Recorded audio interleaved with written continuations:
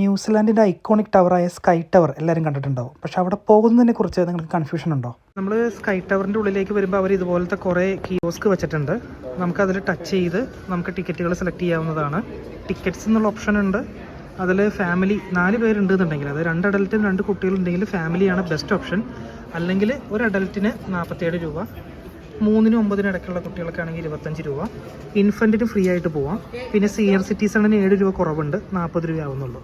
ഞാൻ നല്ല രീതിയിലൊരു ഷോട്ട് വെച്ചേക്കാം. അപ്പോൾ നിങ്ങൾക്ക് പോസ്റ്റ് അടിച്ച് ഇതിൻ്റെ ടിക്കറ്റ് പ്രൈസ് ചെക്ക് ചെയ്യാം.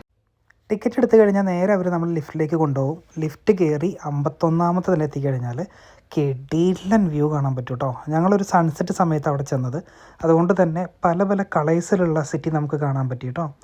മോളിൽ ചെന്ന് കഴിയുമ്പോൾ റൗണ്ടിലുള്ള ഒരു ഡെക്ക് നമുക്കുണ്ടാവും. 51, 53, 60 3 ഫ്ലോറുകളിലേക്ക് നമുക്ക് കയറാൻ പറ്റും. പാർക്കിംഗ് സ്കൈ ടവറിൽ അവൈലബിൾ ആണ്. പാർക്കിംഗ് ടിക്കറ്റ് കൗണ്ടറിൽ കാണിച്ചാൽ ഡിസ്കൗണ്ടും കിട്ടും.